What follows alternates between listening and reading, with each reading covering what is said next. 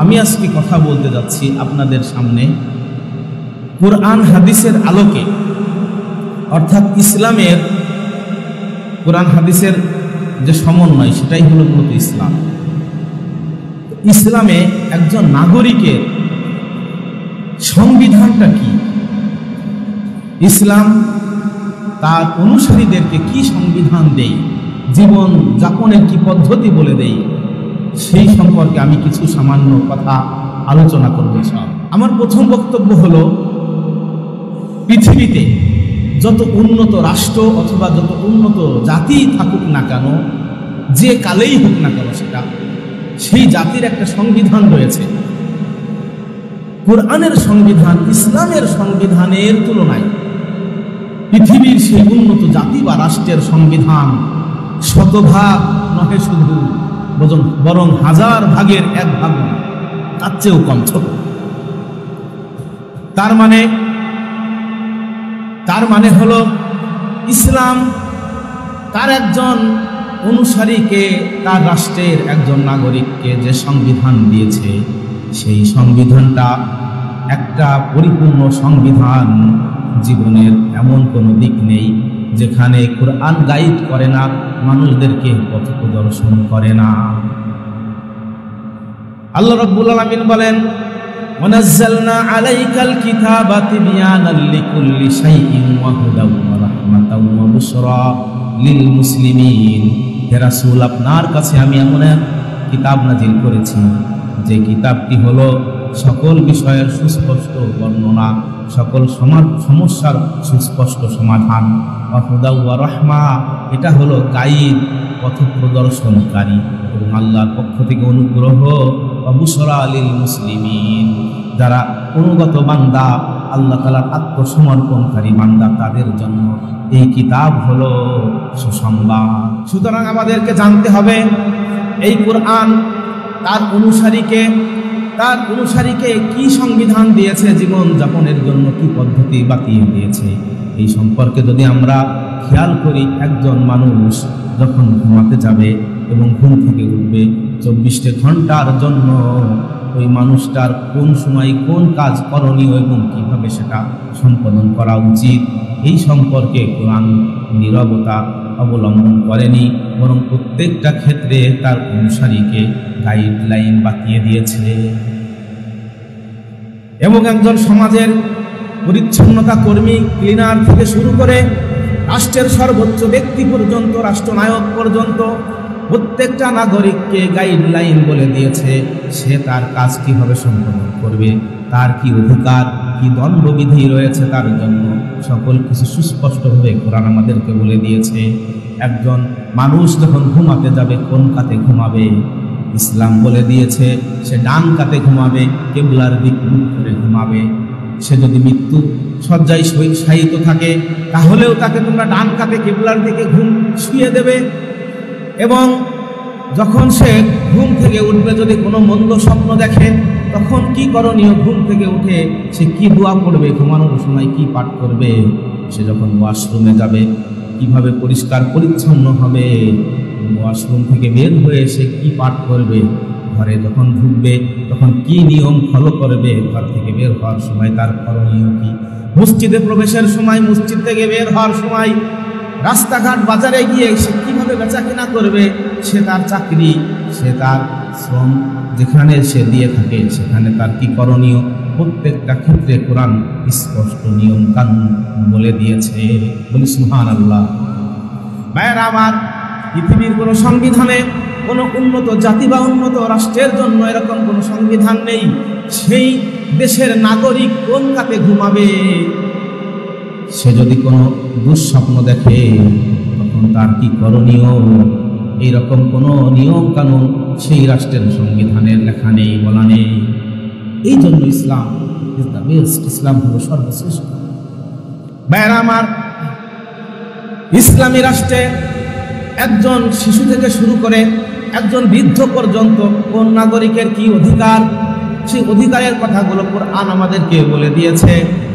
একজন শিশুর কি অধিকার, আর যদি সেই শিশু নারী শিশু হয়, কন্যা শিশু হয়, তাহলে তার কি অধিকার। ইসলাম পূর্ব জাহেলিয়াতের যুগে তখন কন্যা সন্তানদেরকে একজন শিশুর কি অধিকার ছিল? কোরআনে কারীমের মধ্যে আল্লাহ বলে দিয়েছেন, ওয়া ইদা বুশিরা আহাদুহুম বিল উনসা যাল্লা ওয়াজহুহু মুসওয়াদ্দান ওয়া হুয়া কাযীম ইয়াতাওয়ারা মিনাল কওমি মিন সুই মা বুশিরা বিহি আয়ুমসিকুহু আলা হুনিন আম ইয়াদুসুহু ফিত তুরাব লা সাআ মা ইয়াহকুমুন। ইসলাম পূর্ব জাহেলি যুগে একজন কন্যা শিশু এতটা অবহেলিত ছিল নারী যে তার বেঁচে থাকার কোনো অধিকার ছিল না। আল্লাহ রাব্বুল আলামিন বলেন, যখন তাদেরকে সুসংবাদ প্রদান করা হয় কন্যা সন্তানের জান্নাতি ফুলের, যাল্লা ওয়াজহুহু মুসওয়াদ্দা, এই পিতা এবং মায়ের চেহারা, সুন্দর চেহারাগুলো কালো মলিন হয়ে যেত।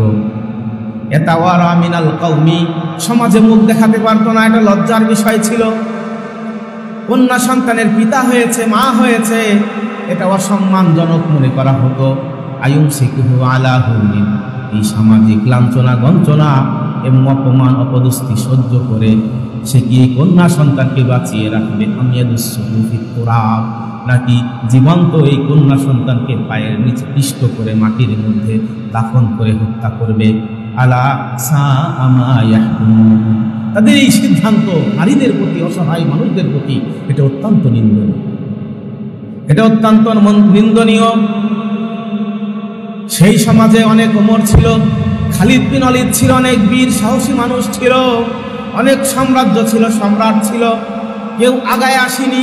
হাজার হাজার বছর ধরে জান্নাতের ফুলগুলো কন্যা সন্তানেরা হাজার হাজার বছর ধরে বাবা বাবা বলে চিৎকার করেছে, বাঁচার আকুতি নিয়ে মার হাতে পায়ে জড়িয়ে ধরেছে, কিন্তু কোনো বাবা, কোনো মায়ের হৃদয়ে ভালোবাসা জন্ম নেয়নি অসহায় মানুষগুলোর প্রতি। কোনো বীর, কোনো সাহসী মানুষ আগায় আসেনি জান্নাতের ফুলগুলোকে বাঁচানোর জন্য। কত কবি, সাহিত্যিক, দার্শনিক, কত জ্ঞানী গুণী মানুষ ছিল, কোনো কবি এক লাইন কবিতা লেখেনি এই নারীদেরকে বাঁচানোর জন্য, এই শিশুকে বাঁচানোর জন্য। হাজার বছর ধরে এটা সম্ভব হয়নি, হাজার বছর ধরে এটা সম্ভব হয়নি। কন্যা শিশুর বেঁচে থাকার অধিকার, কন্যা শিশুর বেঁচে থাকার অধিকার ছিল না যে সমাজে।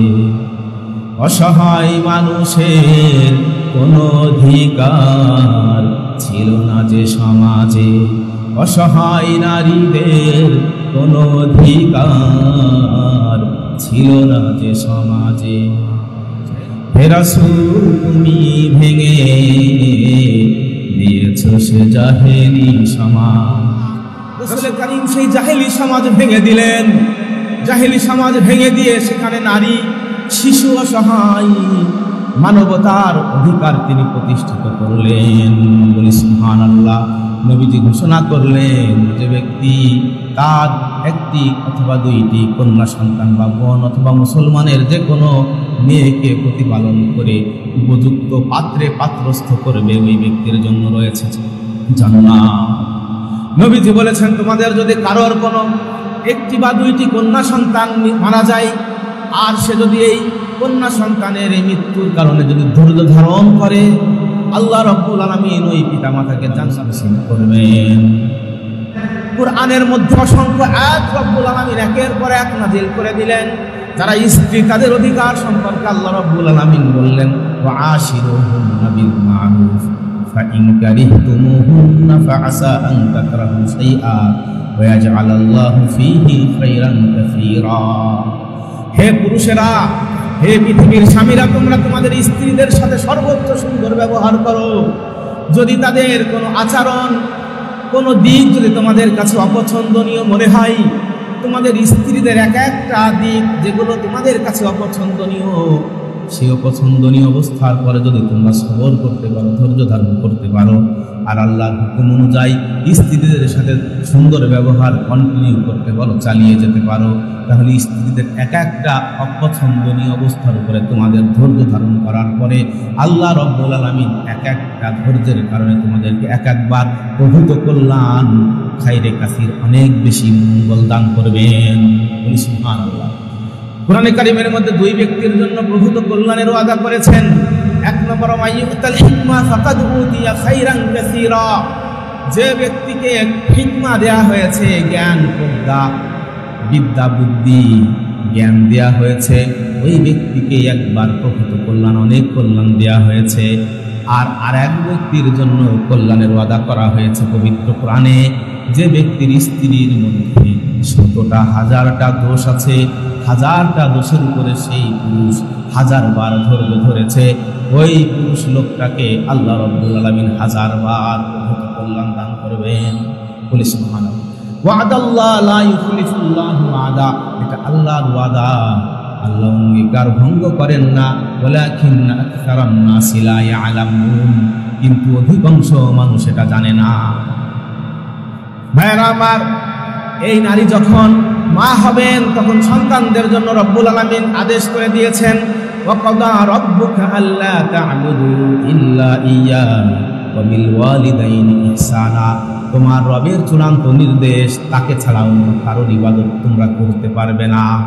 আর পিতা মাতা উভয়ে অথবা যে কোনো একজন যদি তোমার কাছে বৃদ্ধ বয়সে উপনীত হয়, তখন তাদের কোনো বক্তব্যে, কোনো আচরণে, কথাবার্তায় বিরক্ত হয়ে তোমরা উফ শব্দটি উচ্চারণ করতে পারবে না। তাদের সাথে সম্মানজনক শব্দে, সম্মানজনক সম্বোধনে কথা বলবে। তাদের সামনে তোমরা হাত জড়ো করে দাঁড়াবে আর আল্লাহর কাছে হাত তুলে দোয়া করবে, রব্বির হামহুমা কামা রব্বায়ানি সগীরা, হে আমার প্রতিপালক, পিতামাতা যেভাবে আমাকে ছোটবেলায় প্রতিপালন করেছেন, অনুরূপভাবে আপনি তাদের প্রতি দয়া করুন, অনুগ্রহ করুন। এটা হলো আল্লাহর কোরআনের সংবিধান, এটা হলো একজন নারীর অধিকার পবিত্র কোরআনের আলোকে। এরপরে আল্লাহ রাব্বুল আলামিন বলে দিয়েছেন, ওয়ামিন আয়াতিহি আন খালাকাকুম মিন তুরাব সুম্মা ইযা আনতুম বাশারুন তানতাশিরুন ومن آياته أن خلق لكم من أنفسكم أزواجا لتسكنوا إليها وجعل بينكم مودة ورحمة إن في ذلك لآيات لقوم يتفكرون। আল্লাহ বলেন, আমি আদমকে সৃষ্টি করেছি মাটি দিয়ে, আর এই রোদে পুড়িয়েছি, বৃষ্টিতে ভিজিয়েছি, এই প্রতিকূল পরিবেশের মধ্যে আমি আদমকে উলট পালট করেছি, তারপরে তার মধ্যে রূহ ফুঁকে দিয়েছি। এরপরে আমি আদমকে জান্নাতের মধ্যে প্রবেশ করিয়ে জান্নাতের নিয়ামত দিয়েছি। আর আমি হাওয়াকে সৃষ্টি করেছি এই আদমের পাঁজরের হাড্ডি দ্বারা। আর হাওয়াকে সৃষ্টি করে আমি রেখেছি জান্নাতের মধ্যে। হাওয়া প্রতিপালিত হয়েছেন জান্নাতের মধ্যে, জান্নাতের পোশাক পরিধান করেছেন, জান্নাতের খাদ্য গ্রহণ করেছেন, জান্নাতের সুগন্ধি তিনি ব্যবহার করেছেন। এই জন্য দুনিয়াতে এসে দেখা সেই আদম পুরুষ জাতি, তারা হয়েছেন পরিশ্রমী, পুরুষ হয়েছে কঠোর, পুরুষ হয়েছে সুকঠিন, পুরুষ কষ্ট সহ্য করে নিয়েছে, পুরুষ রোদে পড়েছে, বৃষ্টিতে ভিজেছে, আগুনে জ্বলেছে, পুরুষ সব ধরনের প্রতিকূলতা সহ্য করে নিয়েছে। এটা হলো পুরুষ। আর এই দুনিয়াতে আসার পরে সেই মা হাওয়া, এই কন্যারা, আমাদের মারা, আমাদের বোনেরা, সেই জান্নাতে প্রতিপালিত হওয়া জান্নাতি ফুলগুলো দুনিয়াতে এসে একটু বিরক্ত যদি করে আমাদের পুরুষদের, বিরক্ত হওয়ার কোনো কারণ নেই। নারীরা চাইতে পারে, কারণ নারীদেরকে জান্নাতে সৃষ্টি করা হয়েছে, জান্নাতের সুন্দর পরিবেশে ছিল, আমাদের সঙ্গী হওয়ার জন্য এই দুনিয়াতে এসেছেন। অন্যদের মধ্যে বলেছেন, আর রিজালু কাওয়ামুনা আলান নিসা, হে পুরুষেরা, সমাজের পুরুষেরা, তোমাদের সমাজে যত নারী আছে তাদের যাবতীয় অধিকার তোমরা প্রতিষ্ঠিত করবে, তোমাদের জিম্মাদারি। এই জন্য পুরুষদেরকে আল্লাহ রাব্বুল আলামিন কাওয়াম, জিম্মাদার বানিয়ে দিয়েছেন, পুরুষদেরকে দায়িত্বশীল বানিয়ে দিয়েছেন, পুরুষদেরকে বলে দিয়েছেন নারীর যাবতীয় অধিকার তোমরা প্রতিষ্ঠিত করবে। নারীর শিক্ষার অধিকার, খাদ্য বস্ত্র বাসস্থানের অধিকার, মান সম্মান ইজ্জত আবরুর যাবতীয় অধিকার, এটা প্রতিষ্ঠিত করার জন্য জিম্মাদার বানিয়ে দিয়েছেন পুরুষদেরকে। কারখানার ওই শ্রমিকের কাজ করবে কেন মা বোন? কারখানার ওই শ্রমিকের কাজ করবে কেন মা বোন? কোন অধিকারে নারীর নগ্ন দেহের প্রদর্শন, এটা তো আমার মায়ের সম্মান, আমার বোনের সম্মান, আমার কন্যার সম্মান, আমার স্ত্রীর সম্মান, আমার মাথার মুকুট, যার পায়ের নিচে আমার জান্নাত, তার সম্মান।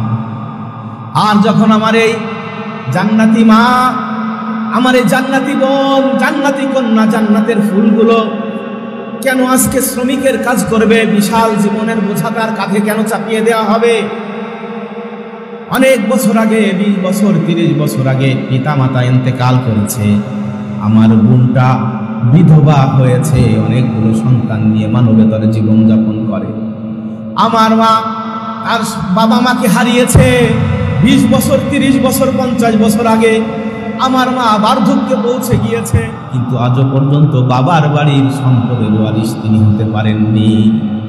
অথচ আল্লাহ রাব্বুল আলামিন নারী পুরুষ উভয়কে তার পিতামাতা, স্বামী, সন্তান, পরিবারের অন্যান্য মানুষদের সম্পদের ওয়ারিশ করে রব্বুল আলামিন দুনিয়ায় সেই বিধান দিয়ে দিয়েছেন, সংবিধান দিয়ে দিয়েছেন নারীর জন্য। কিন্তু আমরা পুরুষরা ব্যর্থ হয়েছি। কি বলেছে চোরের বিধান? তার হাত কবজি থেকে কেটে দাও। যে মাদক সেবন করবে, মদ্যপান করবে, তাকে 80 দুর্রা মেরে দাও। আর যদি কেউ কাউকে অপবাদ দেয় জিনা ব্যভিচারের, সে যদি সেটা প্রমাণ করতে না পারে, তাকেও 80 দুর্রা দিয়ে দাও। এরপরে কোরআন বলেছে যদি কেউ কাউকে খুন করে, হত্যা করে, তাহলে হত্যাকারীর জন্য 3টে বিধান আসবে। নিহত ব্যক্তির ওয়ারিশ ভাই তাকে ক্ষমা করে দেবে হত্যাকারীকে, অথবা তার শিরোচ্ছেদ কামনা করবে রাষ্ট্রের কাছে। আপনার বাবাকে যদি কেউ হত্যা করে, তো আপনার জন্য 3টে বিধান কোরআন দিয়েছে। একটা হলো হত্যাকারীকে আপনি ক্ষমা করে দেবেন, অথবা হত্যাকারীর শিরোচ্ছেদ দাবি করবেন রাষ্ট্রের কাছে, চৌরাস্তায় সব তার শিরোচ্ছেদ করে দেওয়া হবে। অথবা যদি আপনি বলেন না, তার কাছ থেকে মুক্তিপণ চাই, দিও 100 উটের মূল্য, তাহলে রাষ্ট্র 100 উটের মূল্য এই হত্যাকারীর কাছ থেকে, তার সম্পদ থেকে যদি সেটা উসুল করা সম্ভব না হয়, তাহলে হত্যাকারীর নিকটাত্মীয়দের থেকে সেটা আদায় করা হবে। সেখান থেকেও যদি 100 উটের মূল্য পরিশোধ করা, যদি নিহত ব্যক্তির ওয়ারিশদের মাঝে বন্টন করা যদি সম্ভব না হয়, তাহলে বাকি টাকা রাষ্ট্রীয় বাইতুল মাল থেকে, রাষ্ট্রীয় কোষাগার থেকে নিহত ব্যক্তির আত্মীয় স্বজনের মধ্যে পরিশোধ করা হবে। এটা হলো ইসলামী রাষ্ট্রে একজন মানুষ যদি খুন হয়, তাহলে এই।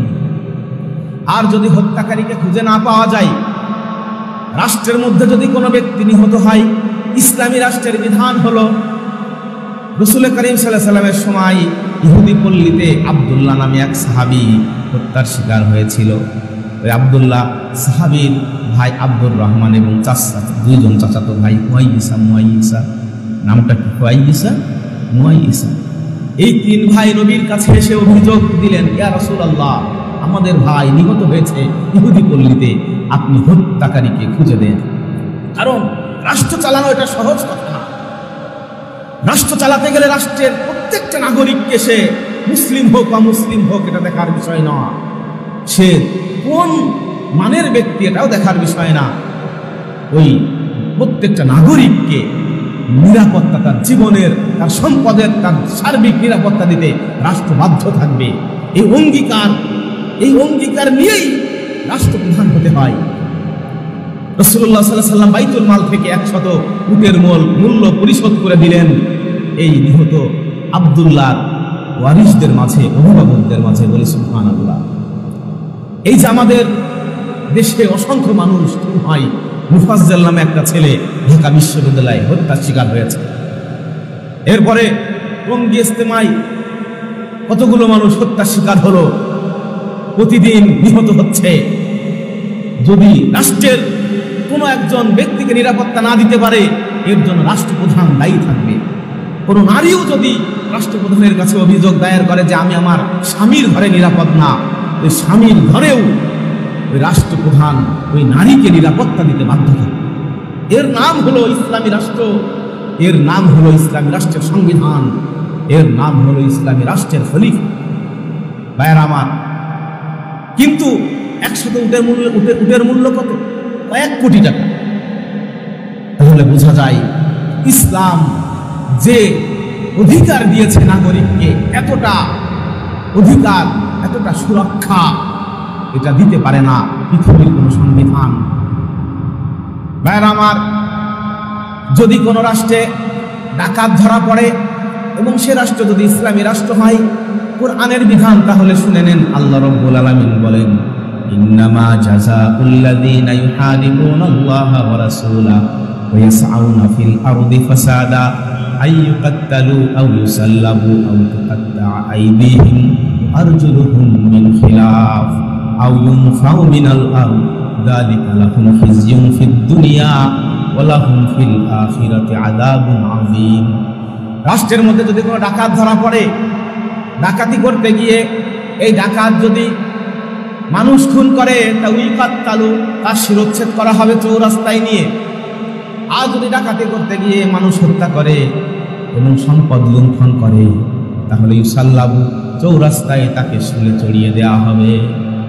আর যদি মানুষ খুন করেনি, অঙ্গচ্ছেদ করেছে, ছুরি মেরেছে, তাহলে তুকাত্তা আইদিহিম ওয়া আরজুলুহুম মিন খিলাফ, ডান হাত এবং বাম পা বিপরীত দিক থেকে, অথবা বাম হাত ডান পা বিপরীত দিক থেকে কেটে দেওয়া হবে ডাকাতের।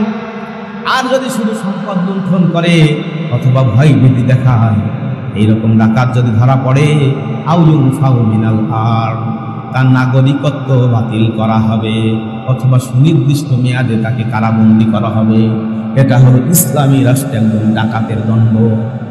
তাহলে কোরআনের মধ্যে যে বিধানগুলো দেয়া আছে, এই বিধানের ব্যাপারে, এটা প্রতিষ্ঠিত করার ব্যাপারে আমাদের এত অমত কেন, অভক্তি কেন? চোর চাই না চোরের শাস্তি হোক, কিন্তু গৃহস্থ চাই, সে চাই নিরাপদে বেঁচে থাকতে, তার সম্পদ, তার জীবন নিরাপদ থাকুক। যারা এটাকে ভয় পায়, তারাই এই আইন প্রতিষ্ঠিত করার জন্য তারা ভয় পায় মূলত। ভাইয়ের আমার, এই জন্য যদি কোনোদিন সুযোগ হয় মুসলমান, এই কোরআনের আয়াত শুধু পাঠ করলে হবে না, সুললিত কণ্ঠেটা পড়ে আনন্দ নিলেই হবে না। এটা নামাজে পড়ে দিলাম যথেষ্ট না, এটা একদিন এটা আমাদের সমাজে প্রতিষ্ঠিত করতে হবে।